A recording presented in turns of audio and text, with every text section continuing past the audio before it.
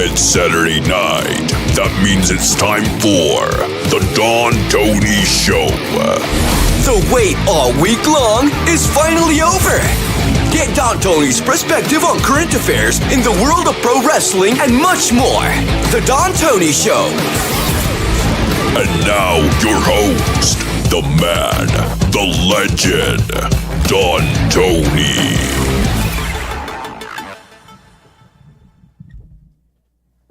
All right, everybody thought that here in New York a couple of days ago when we were getting orangey, smoky skies that it was due to the Canadian forest fires. Well, yesterday on SmackDown, we actually found out that actually was not the cause. Believe it or not, it was Scarlett. Scarlett spraying all of New York. There you go. Oh, man. She's getting a lot of heat right now. You know, lighthearted heat, obviously. I tell you, I enjoyed this segment yesterday with Scarlett and Kross. Why? More than anything else? Because they're finally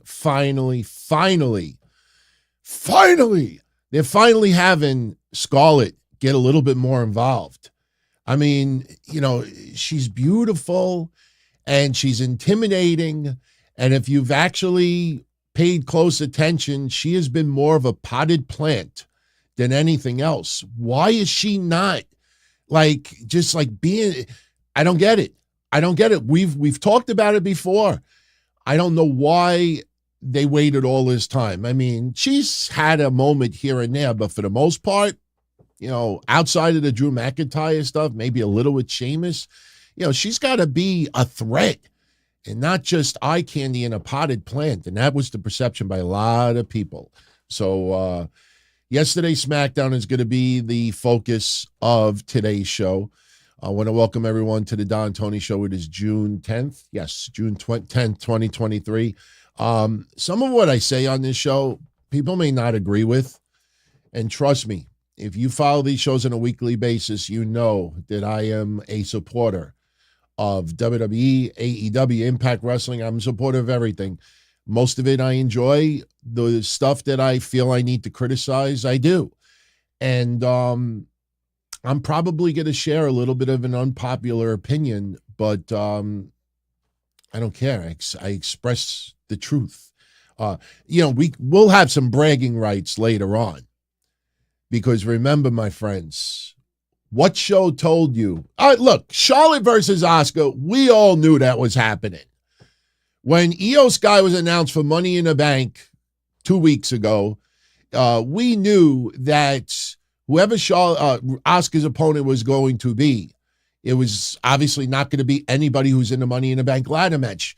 The women's Money in the Bank ladder match has been the most predictable lineup so far. We knew Bayley was going to qualify. If she qualifies, Io Sky qualifies. And you look even on Raw, if this person qualifies, this person qualifies.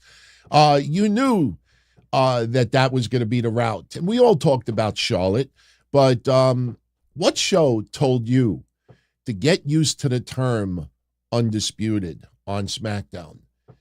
What show told you that undisputed is the new term that will be used for multiple SmackDown titles? Yes, Asuka yesterday presented with a new championship. They finally addressed the titles. Now, there's still more to do because Rhea Ripley still has an issue with her championship. But in a few moments, I'm going to go on WWE's website live. I want to show you something very interesting. It also has to do with Roman Reigns' current championship, but that is Asuka's new belt.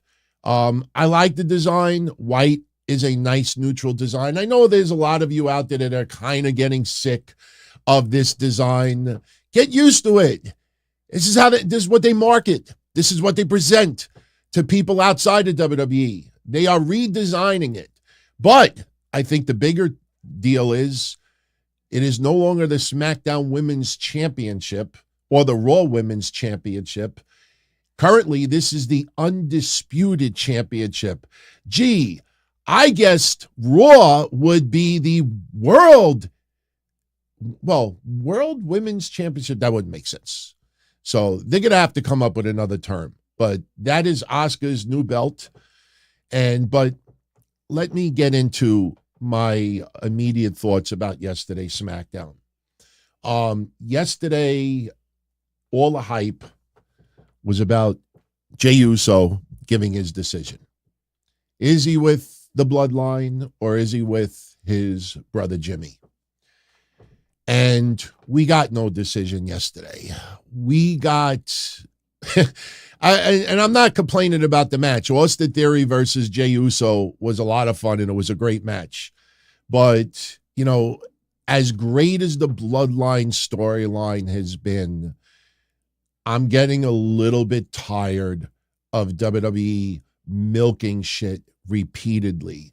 We talked about it way back when, almost a year ago, when we didn't know who was going to face Roman Reigns at Clash at the Castle. And we all knew it was Drew McIntyre, and they were going to do a match between him and Sheamus. And then Sheamus, I can't compete. And that turned into 3 extra weeks. You think back, even Sami Zayn and Kevin Owens, they waited an extra month before doing what felt would be not just the most obvious, but what would flow the most. My friends, I can't take credit for this banner, but I personally think that they're going to be in their 70s. We ain't going to get a, and by the way, that's not Paul Heyman. That's Paul Heyman's son, because 30 years from now, Paul Heyman may not be on this earth. If he lives to be at the ripe old age in his 80s and 90s, God bless him. But this is what we're getting. I mean, to turn around and to give us, bullshit on Friday, an errant super kick. And the worst part about it, the errant super kick, is the Bloodline storyline has been so good. It's cute. I see young wrestling fans that weren't even embryos yet, back in the late 90s. And they're trying to tell everyone, no, this is the greatest storyline since Hogan Andre. And they weren't even alive at that time. This is good shit. The Bloodline storyline has been good shit. But I'm getting a little bit annoyed now at the blatant milking. One thing about Triple H, we've confronted this for about 7-8 months now. People are starting to do it because they have no choice. It's obvious. A lot of Triple H's rehires have been major disappointments. Major disappointments. Is it the fault of the wrestlers? To a certain degree. Is it the fault of creative? Absolutely. Everybody, when something is great, Vince McMahon's name is never mentioned, but when something is bad on TV, that's Vince's fingerprints all over it. So Triple H gets the criticism for a lot of the people that are brought back. But let's also acknowledge the fact that Triple H with this creative is just milking shit way too long. Just absolutely way too long. And here's another thing. As good as the writing for the Bloodline has been, that super kick yesterday, we all know. We watched it. We all know. All right, let's use what happened on AEW Dynamite when you had Mark Briscoe as the special guest referee in FTR versus Jeff Jarrett and Jay Lethal. What happens? Dax Harwood is blinded from alcohol. And then Mark Briscoe goes up to him and Dax is blinded and he pile drives Mark Briscoe. Now a whole week goes by and I'm talking storyline. And we're supposed to buy into the following week that Mark Briscoe has no idea that Dax was blinded. My point is, okay, in pro wrestling, we're supposed to pretend that they don't have TV, that they don't go on social media, they don't see the replays of stuff. But when you're talking about this Bloodline storyline, why would there be any tease whatsoever next week that Jey Uso's like, Man, why'd you super kick me, man? Why'd you super? Come on. Seriously. Put me in a hospital, brain dead on life support, and I would be able to figure that out better. So I'm getting a little bit tired of this excess milking. Roman Reigns is going to show up next week, and he is going to and then the next week, the Usos are going to return. Then the week later, there'll be a fallout. And oh, look, here comes Money in the Bank. And then Money in the Bank, a new chapter is created. And then after that, the Usos are going to show up, and Solo doesn't. And then a week after that, and next thing you know, there's SummerSlam. Yesterday, I uploaded the latest Q&A. And, we were talking a little bit about Cody Rhodes finishing the story. And, after all of the analysis, all of the discussions that you and I have had since WrestleMania 39, I think we could sum up Cody Rhodes and why he will finish the story by beating Roman Reigns. And I think we could summarize this going forward. Simple. If Cody Rhodes ends up not beating the Roman Reigns, they sound like Bret Hart. If Cody Rhodes does not beat Roman Reigns for the championships, people will look back on this a year from now, 5 years from now, 10 years from now as a colossal failure, an epic fail on Cody Rhodes' part. You look at yesterday, all right? Let's take this banner off the screen. This has nothing to do with WWE, but you look at yesterday. Impact Wrestling had their Against All Odds pay-per-view. And Alex Shelley, shocked. Alex Shelley wins the World Championship, beating Steve Maclin. And yes, Chris Sabin also won the X Division title. The Motor City Machine Guns back on top. Cool. I'm going to watch that pay-per-view tomorrow probably. I'll give you my thoughts next Wednesday. But what is my point with that? The same nonsense that people wrote online about Chris Statlander. Chris Statlander beats Jade Cargill. Chris Statlander finished her story. All over the net today, Alex Shelley finished his story. And it's all knocks on what is going on with the Cody Rhodes situation. So if Cody down the line beats Seth Rollins, I don't care how good Seth Rollins' reign would be up to that point. People will still say, oh, he won the secondary title, a created title. He never got his revenge on Roman Reigns, never got the rematch.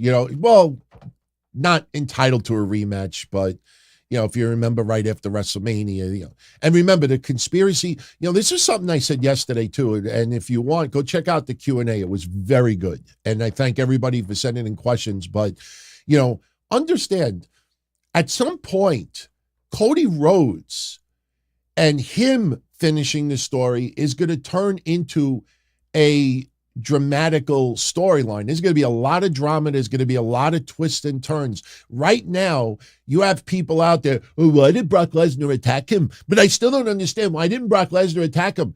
I wish. We already talked about the conspiracy against Cody Rhodes. We're going to have to wait until that starts developing on TV. But if there wasn't going to be a conspiracy storyline, I would love it. I would pay just to have Brock Lesnar go on TV and somebody says to him, why did you originally attack Cody Rhodes? Because I felt like it. Would you question it? No. But Cody Rhodes, if he does not beat Roman Reigns, it will be looked at as a colossal failure. No matter how high he goes, it's going to be looked at as a colossal failure. So the point I'm getting at is that Cody Rhodes versus Roman Reigns at WrestleMania 40 is probably going to be the scenario, because we're already in the month of June and we're already half a year almost done. The end of the year is going to be here like this. So now you see them milking every little thing. Jey Uso doesn't make his decision early on for some reason, because he's got the title shot against Austin Theory. He couldn't just say, I'm with my brother. It's like, oh, let's do this. And then Jimmy inadvertently kicks him, and then Jay walks off. Now, in storyline, Jay at that particular time is not sure why things happened the way it did. But a week later, our intelligence is going to be insulted as a result of it. So you see how slow they are turning these corners. We're going to go into summer. We're going to go into fall. And the Bloodline and the Usos saga is going to continue. The Summer Saga continues. That's what this is with the Bloodline, the Summer Saga. So we're going to go into the fall with this shit. And then just imagine, and this is why I'm complaining about this. You see the snail pace that they are taking. And you go back and you think about Drew McIntyre, and you go back and you think about Kevin Owens and Sami Zayn and how they milked that for an extra 6 weeks. 6 weeks is a long time. And now they're milking this even slower. Why? Because they're getting almost 3 million viewers on SmackDown, even 2.6, 2.7 million viewers on SmackDown. So they tease it, make you think that something monumental is going to happen, and it doesn't. So now next week, Roman Reigns shows up. Roman, tribal chief, gets the views. So everybody's going to tune in to see what Roman has to say about it. And then the week after, if Roman is not there, then they will tease something major. And then that ends up being a letdown. And it's this tease over and over again. So the snail pace that they're going, this shit ain't going to be done until the fall at minimum. And then imagine how many weeks they're going to just burn through before we finally get clarity as far as why Cody Rhodes, was forced to, the chase was diverted. You have this person getting involved with him and this person attacking him. Now Dominic Mysterio shows up and this and that. And you go back and it's all handshakes that Paul Heyman did. He did it with the Judgment Day. We don't know yet about Brock Lesnar, but I think that'll get exposed later on. So as much as the segments yesterday were good, I want to make that clear. Jey Uso was fire yesterday. Paul Heyman was great. Solo Sikoa did a good job. Jimmy Uso, maybe a little bit too slow with the kick, which I'll show you in a few moments when we get into the full recap. But, at the end of the day, though, this is too fucking slow, man. I mean, what I did for the recap for today was I took all of the Uso stuff from yesterday and I put it all together. And when you go from the beginning to the end, you say to yourself, wow, this is a lot of segments just to get to a kick to the face, and nothing was addressed. You start taking this and putting it in a book.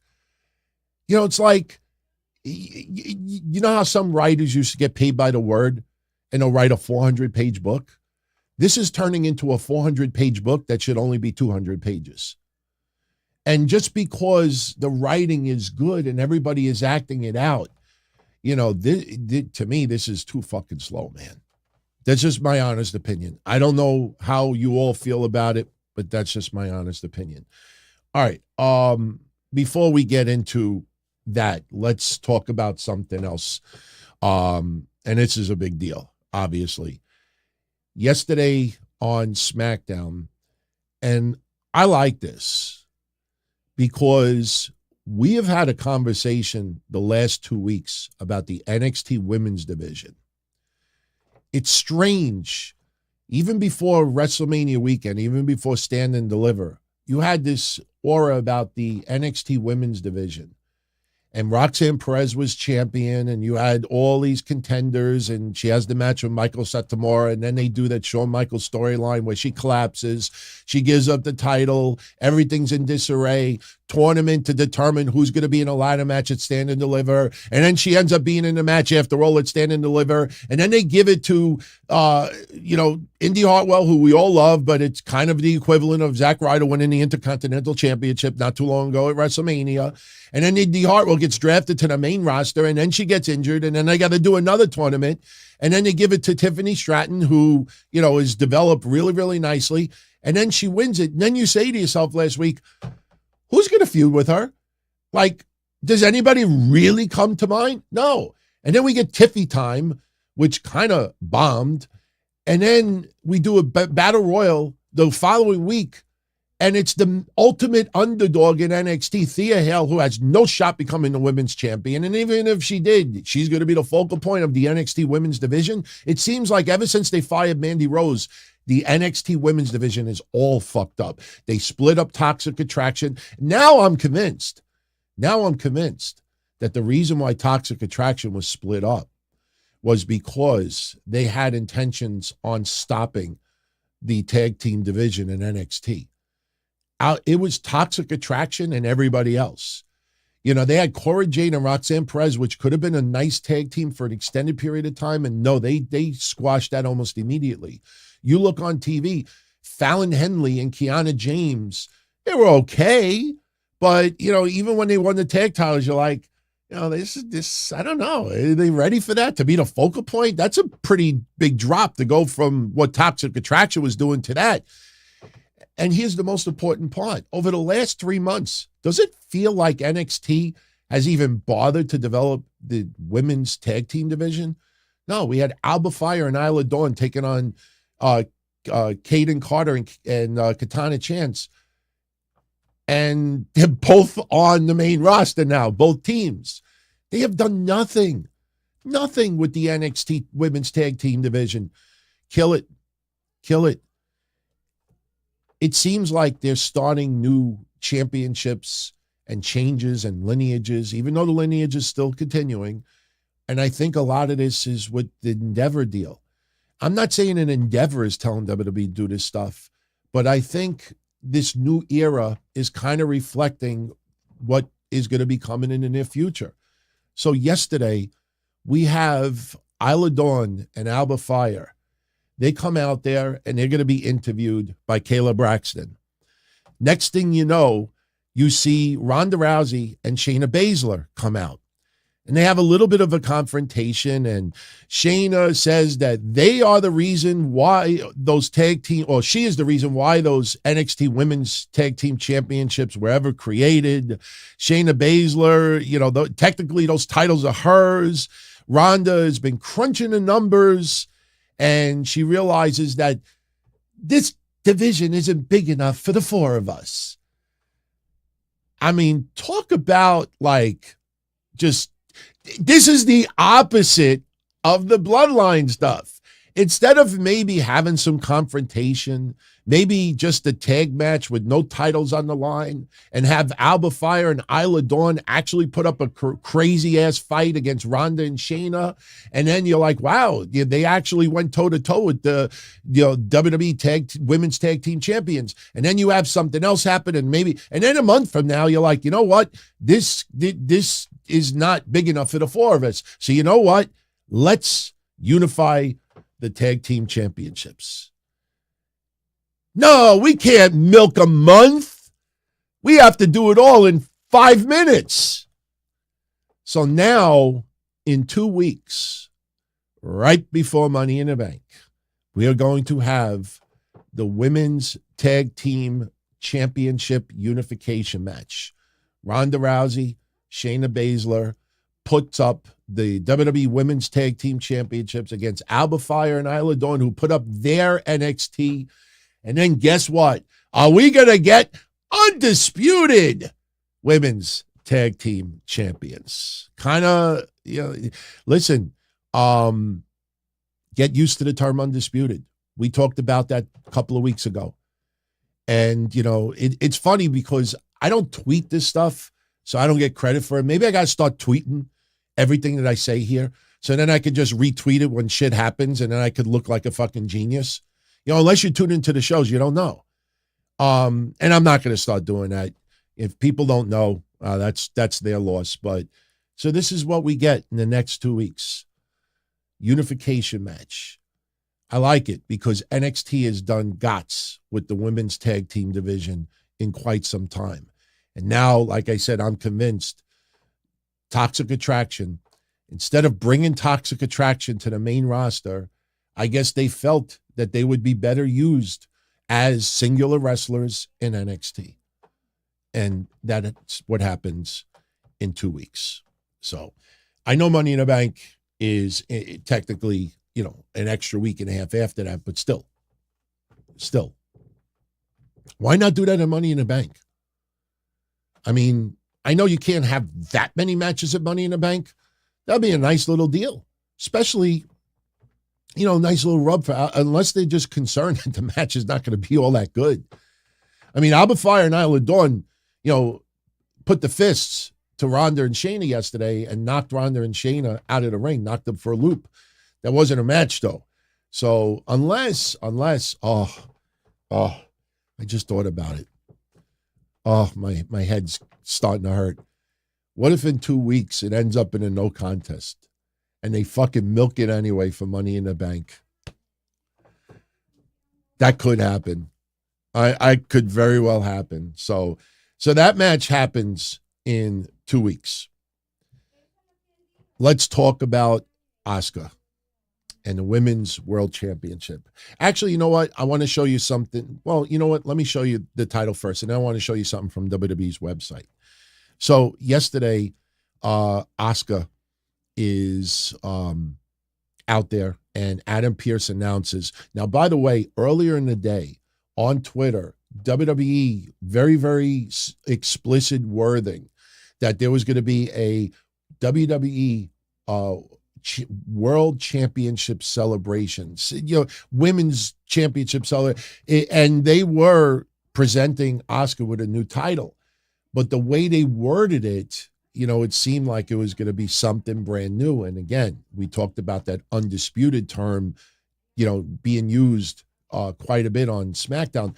Now you understand, a couple of weeks ago, 2 weeks ago, when Roman Reigns, they were going to give him the undisputed heavyweight championship.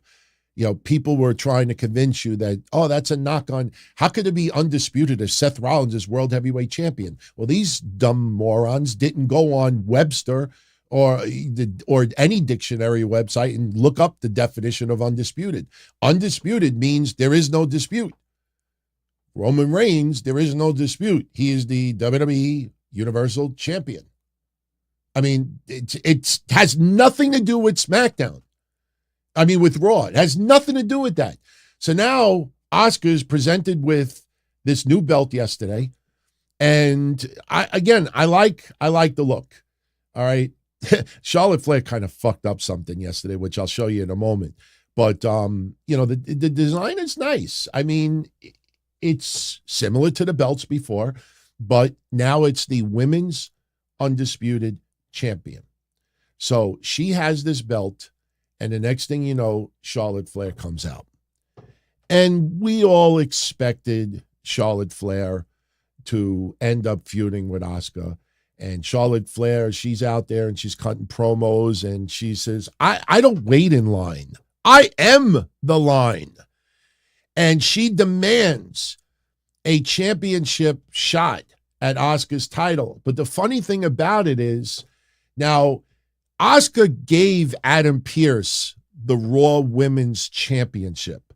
So if you look at this photo, Adam Pearce has the Raw Women's Championship on that pedestal. Asuka has the new Undisputed Women's Championship around her waist. So when Charlotte, I don't know if any of you picked up on this yesterday, when Charlotte demanded that she gets the title shot, she says this. Pay attention. Watch her finger. I know what you can do. Watch. But I want that championship. She points to the wrong belt. She pointed to the fucking Raw Women's Championship. Now, honestly, if we want to be wise asses, Asuka should have just said, go ahead, take it. It's yours. You take belt. I'm fine. Oh, go take it. Charlotte pointed to the wrong belt. And so now we're going to get, in 3 weeks, right before the go-home show to Money in the Bank, Asuka will defend the Women's Championship against Charlotte Flair. Now, I see this absolutely leading to some clusterfuck with Bianca Belair. Here's the problem. Actually, you know what? I just realized it. Wait a second. Money in the Bank, my friends, is Money in the Bank July 1st or July 8th? I think it's July 1st. Just someone in the chat room double check the date for me. July 1st. Thank you, Rams fan. Okay, I just figured something out. I saw a lot of people online yesterday saying that Bianca Belair is going to interfere in that match, and that's going to lead to a three-way at Money in the Bank. Now I just realized that can't happen because this match is a day before Money in the Bank.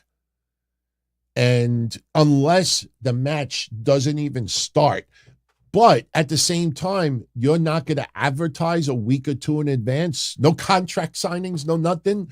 So I think it probably will still end up with a clusterfuck. But that's right before Money in the Bank. So does this end up leading into SummerSlam with Asuka versus Charlotte versus Bianca Belair? I think that is very much possible. Now, yesterday, Bianca Belair was pissed the fuck off about this because before Asuka came out, Bianca Belair was in the back with Adam Pearce, and she's mad that she wants her opportunity. She wants Asuka, and Adam Pearce says, not tonight. With tonight's a celebration, giving her a championship, blah, blah, blah, blah, blah. If you want your title opportunity, we will take care of that, but you cannot interfere tonight, so Bianca doesn't interfere. So after we get all this with Charlotte, Flair, and Asuka, and they announce in 3 weeks that the women's championship, the undisputed championship, we got to get used to that, is on the line, Bianca Belair is in the back scene with Adam Pearce again. And basically Bianca Belair is like, the fuck?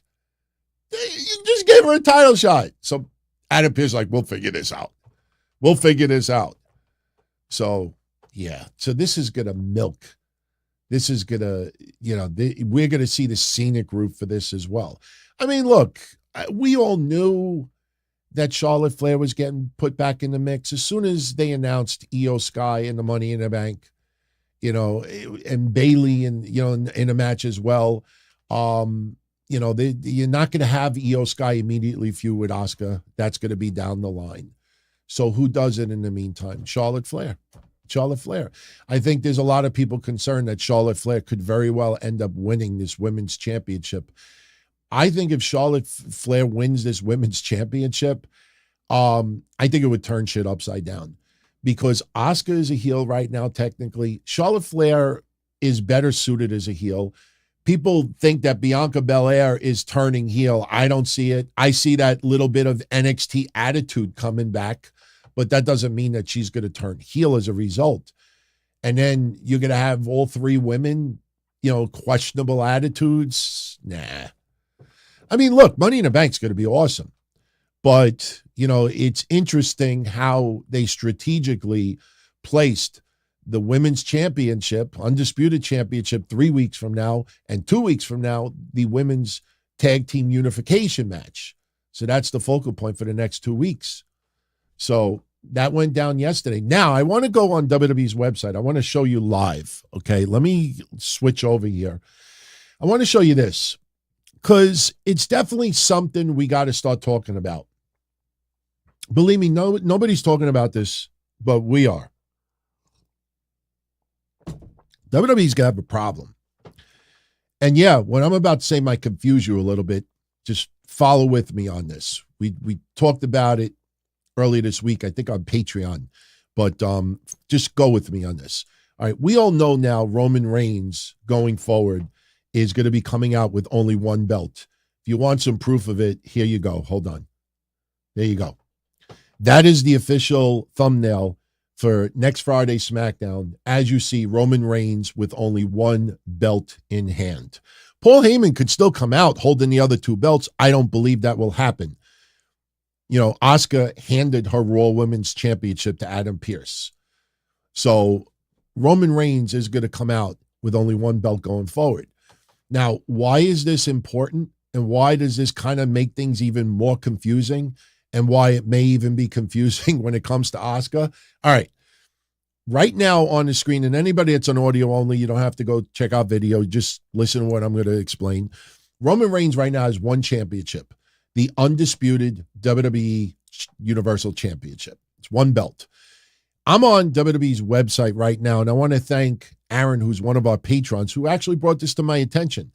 If you look at the Universal Championship, look at the lineage, 2016 to the present. Now, you look at the WWE Championship, so these technically were the Raw and SmackDown titles. It says lineage 1963 to the present. Okay, present just means today. It doesn't mean that the lineage is continuing with Roman Reigns holding a new singular championship. Nope, that's actually not the case. Look at this, the WWE Universal Championship. See over here, 1,013 days. They are still continuing this lineage. Even though Roman is now holding a singular title, they're continuing this lineage. Now, we all knew they were going to continue this lineage because that's where the 1,000-day merchandise comes from. So you're not going to stop that lineage for no reason when you just passed 1,000 days. So now you think, okay, if they're going to continue the Universal Championship lineage, well then how could they continue the WWE Championship lineage if Roman has a singular title? Look, they are still continuing the lineage for the WWE Championship as well. So Roman Reigns right now holding one title, yet two lineages are still continuing. My friends, I ask you this, and it might sound like a really stupid, simple question, but it's definitely something you got to think about. What happens when Cody Rhodes beats Roman Reigns? How does Cody Rhodes now get two lineages from one championship? Does Cody go back to two belts and say that I'm a fighting champion and I have two How do you even reintroduce two lineages? Are we going to just continue two lineages from now on? So right now we have three heavyweight championship lineages still continuing. All right. We have the WWE Championship, we have the World Heavyweight Championship, and we have the Universal Championship. Now, I want to show you something else that's pretty funny. Okay? See, we got three championship lineages. Now, if you look, check this out. If you look at the WWE Championship, okay, Seth Rollins' title is the World Heavyweight Championship. Well, I can't zoom in over here. But if you zoom in closely to this, it actually says World Heavyweight Champion. This is World Heavyweight Champion. They have two titles right now that say World Heavyweight Champion. So it just goes to show you, even though Roman is walking around with one singular belt, they still have not addressed the fact that Seth has a reign and Roman has two lineages going under one belt. Now, let's go. This is interesting, too. Let's go to Asuka's title. Okay? Look at this. It is no longer the Raw Women's Championship. They have it as the WWE Women's Championship. Now, hold on a second. Didn't Asuka's title yesterday say Undisputed Champion? Now, maybe they didn't just update this title as of yet, but why is this lineage still continuing? Yes, they actually added an extra day yesterday. They probably have a counter on their website, but why are they still showing this? So now let's go a little further. Look at Rhea Ripley's belt. Rhea Ripley's belt is still considered the SmackDown Women's Championship. So they've already changed the wording of Asuka's to the WWE Women's Championship, even though it's the Undisputed Championship. And yes, it's still showing the red belt, not the white belt. WWE really, even though they presented her with a new championship yesterday, they haven't fucking fixed anything. Did I confuse all of you? Your heads want to explode right now? They haven't fixed anything. So this is a fucking mess. What are they going to do with Rhea Ripley's on Raw? I am starting to think down the line, we may see a unification with Rhea Ripley versus Asuka, or whoever is the champion on SmackDown. I think we may end up with one women's champion as well. I really think that they may be going that route, because when you see this, it doesn't make sense. You have Asuka as the undisputed champion. I'll say this and we'll move on. Think of it like this. They just reworded Asuka's title as the WWE Women's Champion, even though it's undisputed. When you check the lineage, though, it's still the lineage of the Raw Women's Championship.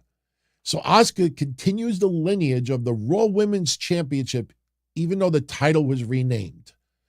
Wouldn't it just been easier to just swap the fucking titles? Instead, you change the name, you change the look, which I like the look, but you change the name and you continue in the lineage for the opposite brand. It's a fucking mess. It's a mess. Shouldn't be this mess, but it is. It is. So that is what's going on with Asuka and Charlotte Flair and Bianca Belair. So in 3 weeks, they will have their match. Obviously, it will probably end with some clusterfuck disarray, and we go from there. Now, we got more confusion. Now you understand why, as entertaining as SmackDown was yesterday, there's a lot of aspects of it that I did not like. Yesterday, we had Sami Zayn and Kevin Owens appear. And as we expected, Sami Zayn, Jey Uso, they had a little bit of a conversation. Jey, think with your heart, blah, blah, blah, blah, choose your brother. Obviously, Jey didn't make the choice. He had a whole week to do it, didn't make the choice. So later on, we actually see Kevin Owens and Sami Zayn in a locker room with a bunch of tag teams. And we talked about it on Monday's Raw Recap, that this new attitude with Kevin Owens is that he just complains about everything. And not only is he complaining about everything, he's talking like in double speed, 2 times the speed. And it happened again yesterday. All the tag teams want a title shot. They all want a title shot. And this basically is what's going on. Now, I'm purposely not putting the audio. Just look at Kevin Owens. Just look at it. Look. He pissed the fuck off. Take a chill. Take some CBD. Smoke some babanya. Relax. You don't have to take the X pills, but so this forced anger and uproar. And what does this lead? Next week, we have a 5-way tag team match. The LWO versus Pretty Deadly versus the Street Profits versus the Brawling Brutes versus the OC. And the winner of that match gets a tag team title shot. Now, the question is, will it be only for the SmackDown tag titles? I don't think they addressed that yesterday. They just said a tag team championship opportunity.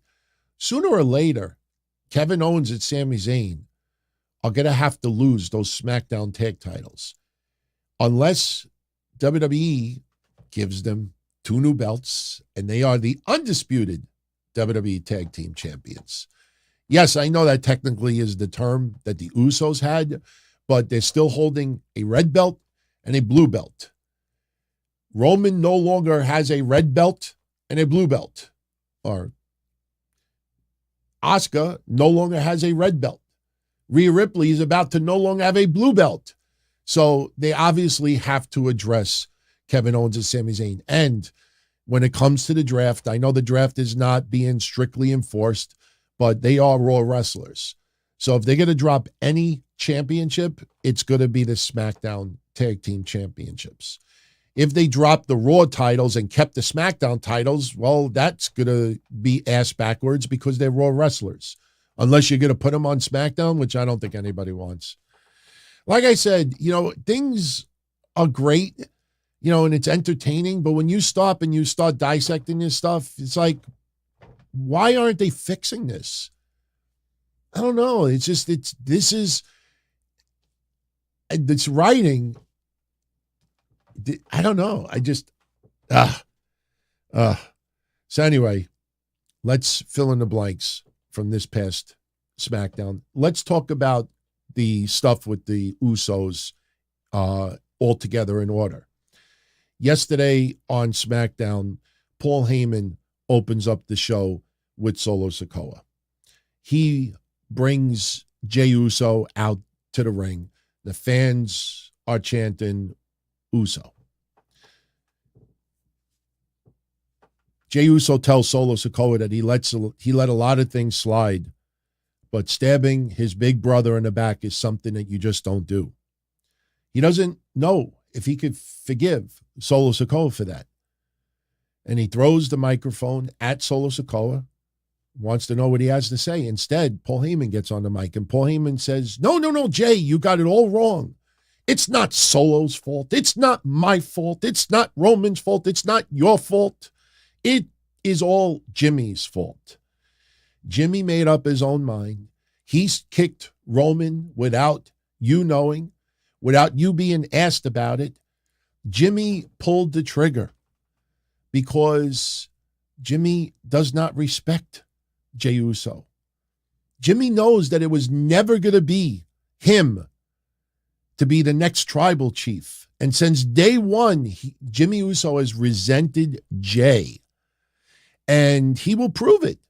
Tonight, at Roman Reigns' request, they started the trajectory to put Jey Uso as the next tribal chief. Jey Uso gets a championship opportunity against Austin Theory for the United States Championship. And his path to becoming the heavyweight champion starts tonight when he takes on Austin Theory. But he has to give his answer now. Paul Heyman gives the microphone back to Jey. Jey says he will take up the challenge for the United States title and take on Austin Theory. Paul Heyman sticks out his hand to shake Jey Uso's hand. Jey Uso hesitates. He looks at Paul Heyman, looks at Solo Sikoa. The crowd is chanting, no, no, no. And he leans on the ropes, very, very confused. Don't know why it's such a hard decision. Jey says he'll get back to him about the handshake and leaves the ring. Later on in the show, Jey Uso bumps into his old pal, Sami Zayn. Sami Zayn says the time that they had together, some of the best time of his whole career, his whole life. He knows deep down inside, it's the same for Jey Uso, and in a different world, it would have continued. But it couldn't because of the tribal chief and the tribal chief's selfishness. But Sami admits that he also put his family first, just like Jey did. But it was never enough. Loyalty was tested. And he knows that Jey Uso has a big decision to make. He hopes that he wins the United States Championship, but Jey needs to go with his heart, not what's being said in his ear. Jey looks at him, says nothing, and walks away. Then a little bit later on, we had a funny segment in the back. Jey Uso is with Paul Heyman. And, Jey Uso looks a little excited about getting the opportunity to become United States champion. Paul Heyman tells Jey Uso he needs your passport. And Jay's like, why? And he's like, yeah, we got to hook you up. You're going to go to Money in the Bank. We got to get your suit measured. We got to do this. We got to have a big triple celebration. Roman will be at Money in the Bank. The United States champion will be there. A public acknowledgement that Jey Uso will be the next tribal chief. And Jey Uso is smiling. And Paul Heyman's like, what? And Jey basically says to Paul Heyman, there's a problem. If I'm in the bloodline, that means you're not in the bloodline. So Paul Heyman is a little confused, but Jey Uso kind of revealing his card a little bit that, no, he doesn't want Paul Heyman in the bloodline. So later on, Kayla Braxton is with Austin Theory in the back. Austin Theory's a little pissed off. He was the last to be told that he was having a United States Championship match against Jey Uso. And he says, he doesn't have time to make excuses. He has to prepare. And he will return Jey Uso to the bloodline as a loser, as the loser that they are. And next week, Paul Heyman could see Austin Theory live instead. So now we get the main event for SmackDown. We'll get into the Money in the Bank matches. I have a few things to say there. Not everything was bad, so I want to make that clear. A little confusing at times, but not bad. Austin Theory versus Jey Uso. Fans are solidly behind Jey Uso. And, early on, Jey Uso getting the upper hand, taking it to the outside, throwing Austin Theory over the announcer's table. Later on in the match, Jey Uso hits Austin Theory with a super kick. Unfortunately, Austin Theory lands on the referee. Referee's knocked out. Oh, shit, here it comes. So Jey climbs the top rope, hits Austin Theory with the Uso splash, goes for the cover. We have no referee. Pretty Deadly show up. And just when they're about to start attacking Jey Uso, out comes Jimmy Uso. Jimmy Uso lands a couple of super kicks on Pretty Deadly. Listen, I love the fact that they have Pretty Deadly already in the mix. Brawling Brutes, Bloodline, they have fit in beautifully. Grayson Waller, not so much. I know they're taking their time, milking it. Cameron Grimes, not so much. Cameron Grimes, let me put it this way. Cameron Grimes' entire SmackDown wrestling career so far, I have taken longer leaks than how long he's been in that ring. But anyway, Jimmy Uso hits him with a couple of super kicks, and here comes Solo Sikoa. Solo Sikoa runs down to the ring and attacks Jimmy Uso. Now, I'll show you a couple of quick little clips as far as what went down. Solo Sikoa hits the ring and wails. There you go. He wails on Jimmy Uso. Knocks him on his ass. Then he goes and picks up Jimmy Uso and is about to hit him with the spike. And here comes Jey to stop him. Holds him. And Solo Sikoa's like, the fuck you doing? So Solo Sikoa then pushes Jey Uso into the ropes. And when Solo Sikoa turns around, Jimmy Uso is about to give him a super kick. But if you watch this closely, maybe a little bit flubbed, because there is a quick hesitation. Solo moves out of the way, and Jimmy didn't even start his kick yet. He still kicks Jey Uso. See for yourself. Watch. Oh, there you go. Solo Sikoa was already moved away. And Jimmy Uso super kicks Jey Uso anyway. So then what happens is Austin Theory, capitalizes on it and defeats Jey Uso. So he retains the title. After the match is over, Jimmy Uso and Jey Uso having a little bit of an issue in the ring. Jey Uso's like, man, what the fuck you do that shit for? And Jimmy Uso, I guess, was so baffled and concerned, he forgot to talk. To say it bluntly, he forgot the English language. He forgot how to talk Samoan. Why didn't you just say, I was kicking Solo? And they're having a little bit of an argument. Jey Uso leaves the ring. Jey Uso has a little bit of a stare down with Paul Heyman and Solo Sikoa. And there you see Jimmy Uso's like, what have I done? What have I done? And we go off the air. Like I said, the segments were well done. But at the end of the day, this is starting to go to a snail's pace. And it's ridiculous. Roman Reigns. Oh, you see, Jey, you can picture next Friday. See, Jey, you can't trust your brother and this and that. And then it's going to lead. Because we're still 3 weeks away to Money in the Bank. So this shit's got to be milked for at least another week or two. So that's what happened on SmackDown yesterday with the Usos. Now, the Money in the Bank ladder matches. Now, on the women's side, there very well could still be a last chance, a second opportunity. On the men's side, we pretty much have the entire Money in the Bank ladder match set. I'll explain why in a moment. But the Money in the Bank ladder match results from yesterday.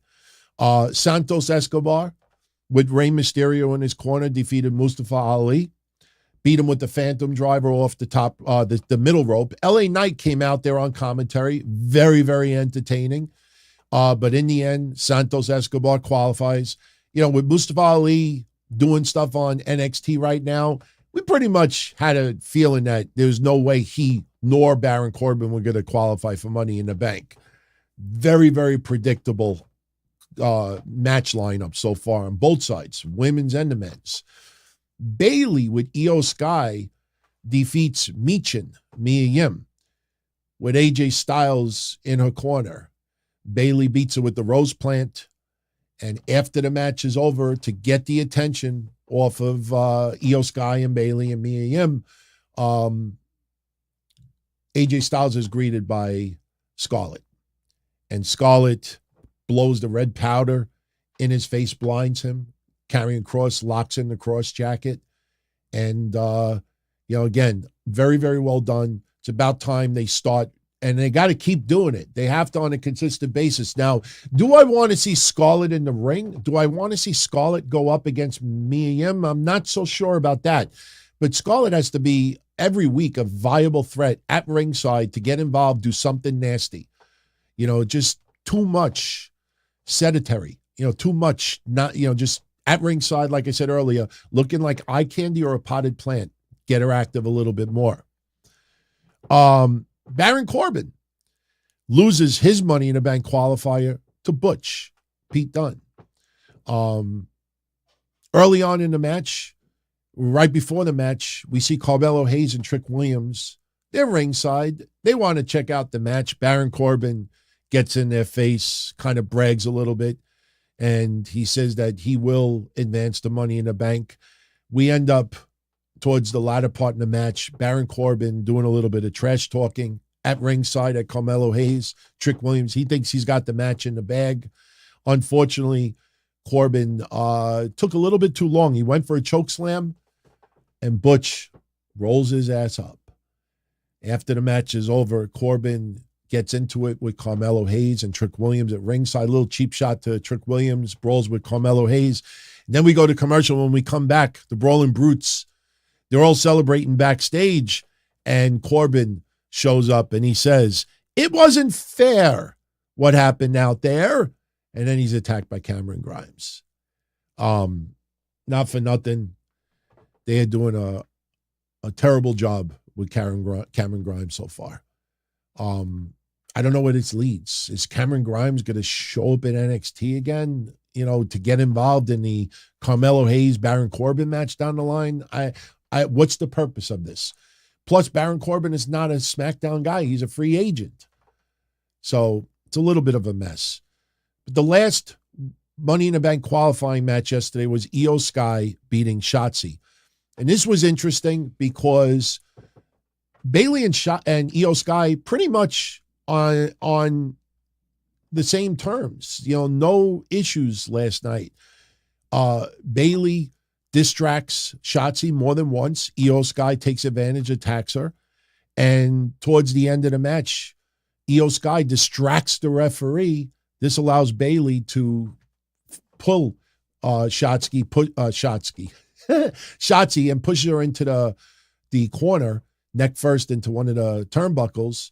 And then Io Sky hits a moonsault and she advances. So even though they were on pretty much the same page, it's going to be every woman for themselves in the women's Money in the Bank ladder match. And obviously that'll be where the beginning of the end of Io Sky and Bayley as a cohesive unit will happen. So now, as of right now, we have one slot open on the men's side, one slot open on the women's side. We have a match announced for Monday's Raw, Money in the Bank qualifier on the men's side. So there will not be a second chanced opportunity on the men's side.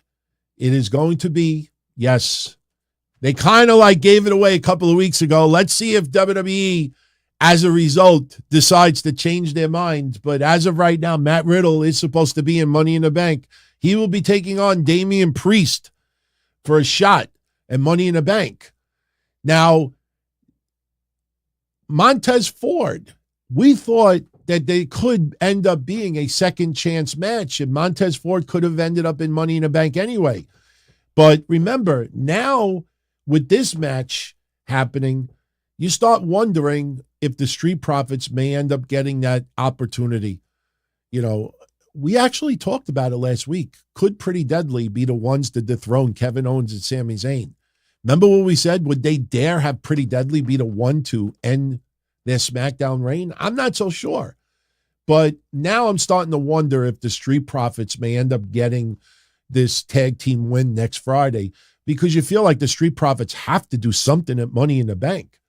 So this Monday on Raw, we have Matt Riddle taking on Damian Priest for the Money in the Bank qualifier. And then we got this, in case anybody is interested.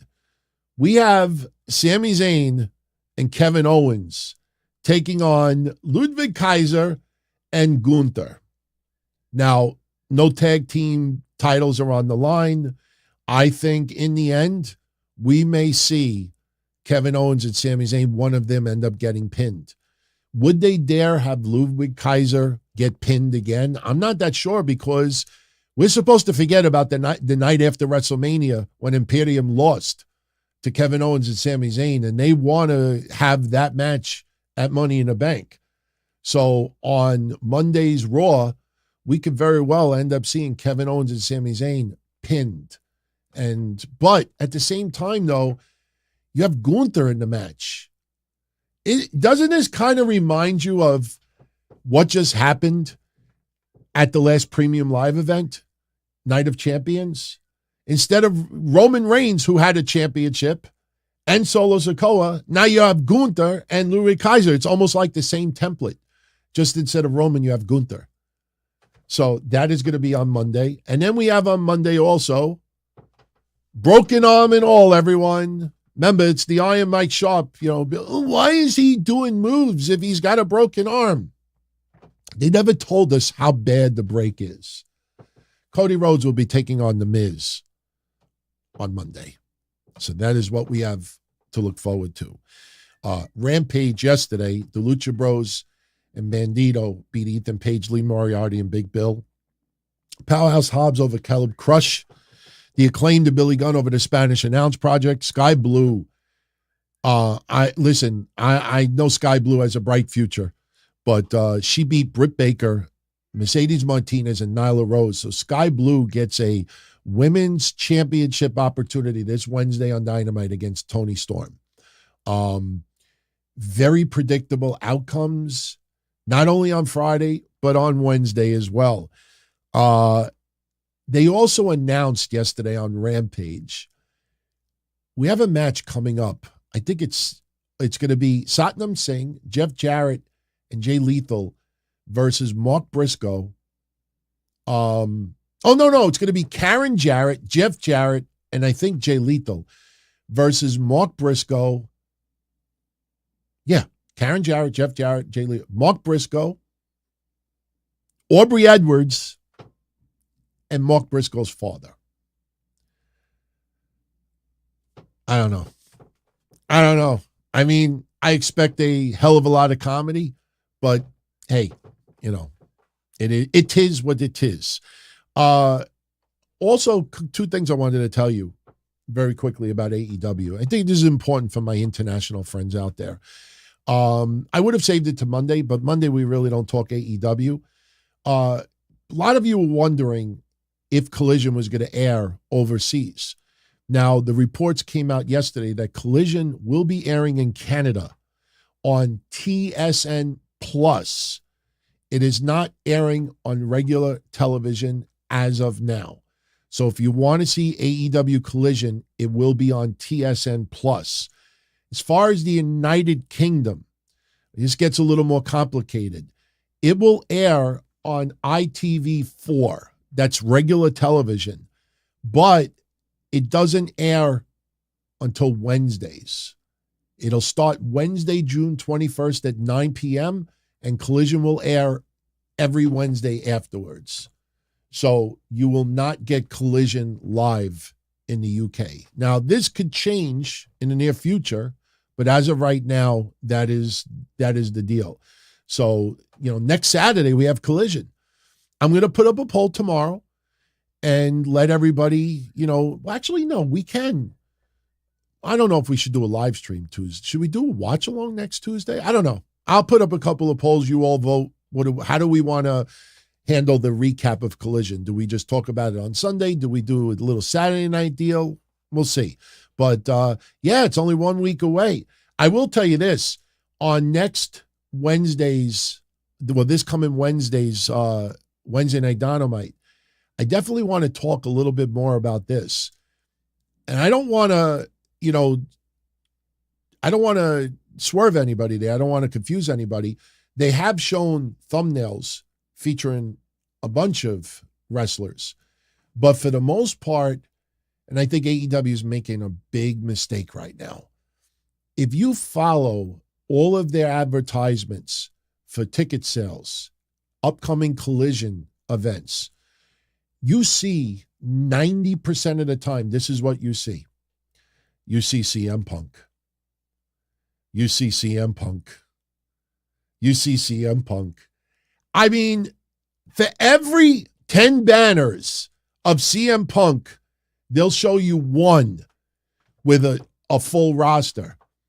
And I think that is a huge mistake. That elite media and people within AEW spent a year diminishing this guy's value in AEW. And because this is Tony Khan and his love for CM Punk, he is putting CM Punk as the focal point, the center of attention on Collision. It's a 2-hour show. CM Punk is only going to be on for 15 minutes on average, give or take a little bit. And almost every banner, CM Punk, make Thunder Rosa, make it feel. Remember when CM Punk had, I think, like a 13-minute championship celebration in the ring, got to cut a promo, whatever. Oh, no, it might have been when he relinquished the title. I don't remember which one it was, but then Thunder Rosa only got like 90 seconds. And I remember there was a big controversy at that time. Start making fans feel like, the House of Black. They're not jabronis. Push this thumbnails about the House of Black, Miro, Andrade, anybody else, FTR. Thunder Rosa. The women's division has got to be more than Thunder Rosa. They're almost every banner, CM Punk. CM Punk is going to be this much of the entire 2-hour show. So we'll talk about that on Wednesday, but that is a problem. That is a big problem, and I think they're shooting themselves in the foot with that. So, but next Saturday's Collision, it is happening a lot sooner than we realize. So, so that's pretty much it. And I want to thank everybody for joining me. We still, I got a super shout out I want to do right now, and also a couple of plugs. Yesterday, I uploaded Thursday's Q&A. So definitely check that out. There was some great comments on there. And ironically, the day after we recorded that, it was announced that Young Rock was being dropped. Young Rock is history. And just take note of a lot of media that is very pro AEW who is very, very silent about it. Because the Rock show being canceled was because of ratings. The ratings were not all that bad. But, we talked about this indirectly Thursday on the Q&A.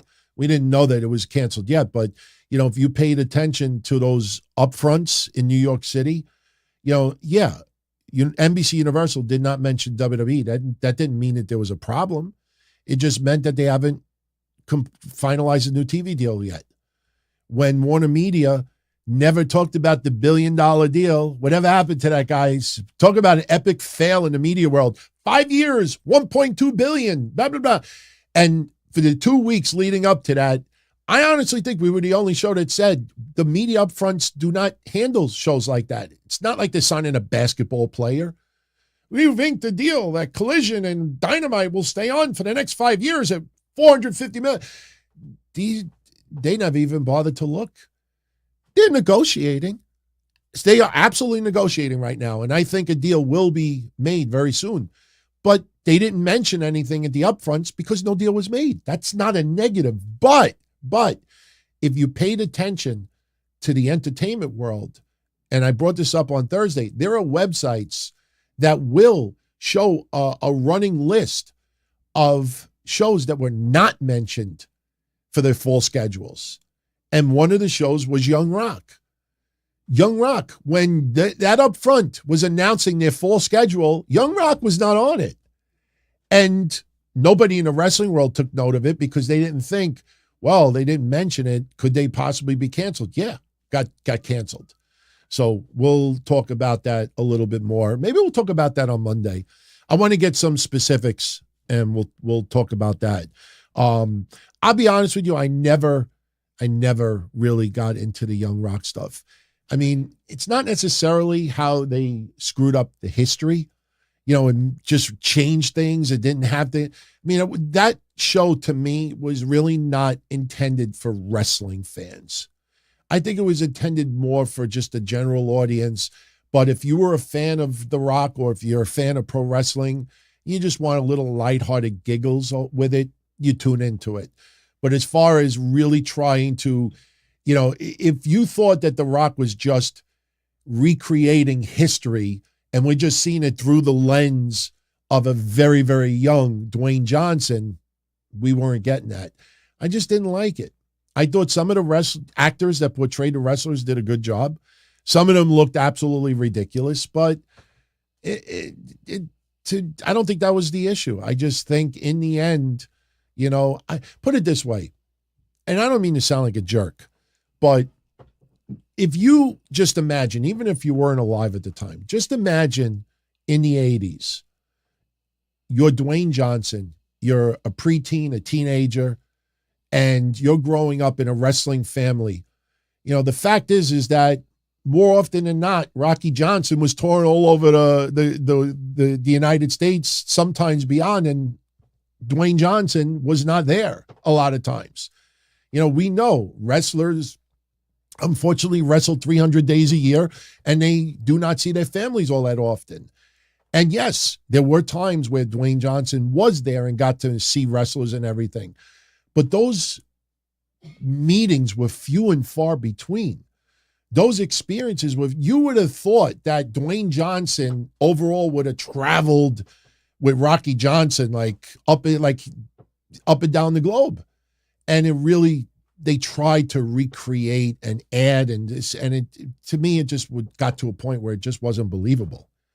So that is canceled. I want to give a special shout out to Chris Cuttra. Thank you for the 20 spot, my friend. Much appreciated.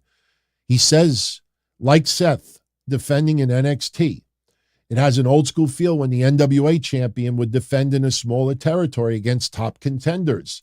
It also helps establish the world title. He wants to see more WWE titles defended in NXT. Listen, for 2 years, we talked on this show, way back even when AJ Styles showed up for a brief time, Shinsuke Nakamura made an appearance. Edge, I think Edge showed up for a second, even though he was in the back. Giving a little rub for the Stars of Tomorrow is not a demotion. We said on our draft prediction show, the Don, Tony, Kevin, by the way, Kevin and I are going to do another DTKC show this Tuesday. It'll air live on Patreon, and we'll post it on DonTony.com afterwards. And then in 3 weeks or 2 weeks from this Tuesday, we're going to do predictions for Money in the Bank. So you got 2 shows coming up in the next 3 or 4 weeks. So we'll keep everybody informed. But, when we did the prediction show, we were talking about Mustafa Ali going to NXT and feuding with Wesley. We talked about Baron Corbin. I joked and said, I want to see Baron Corbin drafted to NXT. Seeing some wrestlers that are not getting a major play right now, I want to see Ricochet, have an extended period of time in NXT. It's not a demotion. If you're not in the title hunt right now and you're just thrown into random matches on the main product, listen, when you go to a restaurant, You might go for one particular item, but when you have a whole dinner, every little ingredient gives you a really good experience. But if you have like a wrestler like Ricochet or someone else that is just doing random matches and it feels like there's no direction and he's not getting pushed and he's not getting a title shot anytime soon, then why not have him go in NXT, elevate his worth? Dana Brooke, that was hilarious because a week or two ago we were saying Dana Brooke should go to NXT. And it was interesting to see the crowd reaction Tuesday for Dana Brooke. I kind of felt bad for her, but you know what? I don't think her career will be revitalized like they did with Mandy Rose. But, that's where you should be able to go, get some work, test something out, reinvent, tweak this, and see how it works. I think Baron Corbin has got to start coming out to the Lone Wolf music again. Hearing Baron Corbin's, casino, happy, lucky Corbin shit on NXT, I was like, why? Why would you even do that? If he's going to be more serious and have that, why this goofy, uplifting music? So, they got to tweak things a little bit. But Seth Rollins having a match against Braun Breaker in NXT is very, very cool. Don't know when it's going to happen. Don't know if they'll hold it until July, which would, Great American Bash, I think is like July 30th. That's a long ways away. I don't think they'll wait that long. But yeah, Seth showing up there, why not? Even if I'm not saying he would, but even if they brought Roman Reigns there for a night, why is it such a negative? Why is it such a demotion? Why is it such, oh my God, they sent him to the minor leagues? It's a treat. It's a little twist. I don't know if Dana Brooke is going to be there for the long haul. It kind of felt more of like, hey, let's just, test it out and see. But Seth Rollins, having a match there, we know what the outcome is going to be. But that is a beautiful rub for Braun Breaker as well. And you do it amongst the NXT audience. Why? And I'll leave you with this. And no one is going to disagree with me on this. You see JD McDonough. JD McDonough, when he wrestled in NXT, up until the last week before he got drafted to Raw, JD McDonough would get some awesome reactions from the NXT fans. They appreciated his work. They enjoyed what he did. He shows up on Raw, and it is utter silence. Zoe Stark, she played a heel in NXT, but she got a good reaction from those fans. She comes to the main roster, crickets. Why? Because the majority of the WWE universe does not watch NXT. They're not into these wrestlers. It's a brand new ball game. It's like someone, if you don't follow AAA minor league baseball, and then somebody gets called up, if you never watched or followed anything minor leagues and just heard about people, you don't see the person on an everyday basis. So when they get called up, there might be a little excitement, but you're not used to the everyday routine. So with Braun Breaker, if they had Braun Breaker in the very near future take on Seth Rollins for the World Heavyweight Championship on Raw, Braun Breaker would probably get little to no reaction because Braun Breaker is not a mainstay on the main roster yet. When he had those couple of matches on the main roster, there was very little reaction, almost none. That doesn't mean that Braun Breaker did anything wrong. It didn't mean that he sucked. It's just that the majority of fans don't follow him. It's perceived that because NXT is part of WWE, that it's bigger than what it actually is, but it's not. And when you hear Nick Khan say, oh, we think NXT could be a viable, promotion on its own, a viable brand on its own, that's just to inflate its worth to investors, advertisers, the TV deals. That's what Nick Khan's job is. Tony Khan's also, but that's what Nick Khan's job is, to make everything seem bigger than what it is. Can't take every little word that Nick Khan says, oh, we would be open to moving Raw to a different night. They're not moving Raw to a different night, but they're not going to strap themselves. Hey, if Amazon wants to give us $1 billion, yeah, we'll do the shows in reverse. We'll do it at 3:00 in the morning, whenever you want, boss. you do that. Hey, we're willing to have SmackDown go 3 hours. Hey, we would even consider having another. That's what Nick Khan's job. But people listen to every little word and dissect it like, what the fuck is he talking about? So Braun Breaker wrestling in front of the NXT audience will get a massive heel response. Braun Breaker wrestling on a Raw audience right now would get predominantly crickets. It's just two different audiences. It's two different vibes. That's why I love that Seth Rollins is going to go to NXT to have the match. And smart on WWE's part by having the wrestlers go to NXT, because they know that the opponents of those main roster stars already have a connection with those fans. So they don't have to worry about dead silence. Zoe Stark is going through that right now. Grayson Waller, even with his Grayson Waller effects. And by the way, and thank you again, Chris, for that super chat. Very, very kind of you. Okay. Let me show you for next Friday. Speaking of Grayson Waller, next Friday on Grayson Waller effect, it's going to be Charlotte Flair. Maybe we see a confrontation with Bianca about jumping the line. So that is what we have in store. But you see the NXT call-ups, even Cameron Grimes. Remember when Cameron Grimes, I think it was a week ago, and he was talking to, I don't remember who was in the back with him, and he's doing his whole shtick, and he says, I'm going to go to the moon. And nobody in the crowd did it with him. 2-3 months from now, I'm sure when he's about to say it, the fans are going to go to the moon. But right now, there's no connection there. That will develop in time. So anyway, I am going to jet out of here. I want to thank you for joining me tonight. If you are interested, tomorrow we are doing a sit-down episode. So have your questions and comments lined up, because we will definitely have some interesting stuff to talk about. On Monday, we will definitely recap Raw. We'll get into ratings, a little bit of the history show. And, if you haven't checked out this past Wednesday Night Dynamite, I gave a little tribute to the Iron Shiek right at the beginning of the show. I did it in a little bit of a different way, just personal experiences and, remembrances growing up as a fan, and also addressing the non-wrestling media world out there who look at the Iron Shiek and still think that it's a stereotypical,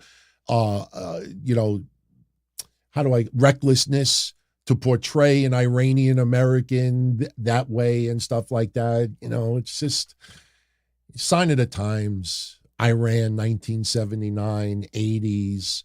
It's totally different time. I brought this up on a Q&A. Iron Sheik went in the WWE Hall of Fame in 2005. That is 18 years ago. And look at that crowd reaction 18 years ago. They loved the guy. And he blew kisses and loved it back for more than 18 years. When he was in the gimmick battle royal, we all knew that it was a gimmick, that, he didn't have this extreme disdain, hatred for the United States. We could separate it. Some of the biggest villains in the movie world, at the end of the day, we know we could separate the two. And yet still people gotta try to, Much love, everyone. I'm out of here. I will catch you all again if you're around Sunday night, 8 o'clock for the sit down. Otherwise, Monday, 11:05 p.m. on Raw. And if you're part of our Patreon family, patreon.com/Don Tony, Kevin and I will be live Tuesday in the Discord at 10:05 p.m. And if you're not a patron, no worries. DonTony.com. We will have that show up sometime around midnight, Tuesday night. So take care, everybody. Have a good weekend. Enjoy. As far back as I can remember, I always wanted to be a podcaster. For me to live any other way was nuts. To me, those goody-good people who worked shitty jobs for bum paychecks and took the subway to work every day and worried about their bills were dead. I mean, they were suckers. They had no balls. If I wanted something, I just took it. I ran everything. I paid the bills. I paid the host. I even paid the masked maniac. Everybody had their hands out. Everything was for the taking. We always called each other good fellas. You would always hear from somebody. You're gonna like Don Tony. He's alright, he's a good fella. He's one of us. But if you're part of my crew, nobody ever tells you they're gonna get rid of you. It doesn't happen that way. There weren't any arguments or curses like in the movies. See, your haters come with smiles. They come as your friends, the people who've claimed they care the most for your life. And now that's all over. And that's the best part. Today everything is different. There's lots of action. I don't have to wait around for everything like everyone else. Oh, I didn't get the vaccine? Fuck you, vaccine me. Oh, your delivery guy has COVID? Fuck you, feed me. Right after I moved here, I ordered egg noodles and ketchup, and I got spaghetti with meat sauce. I'm no longer an average nobody, while they get to live the rest of their lives like a bunch of schnooks.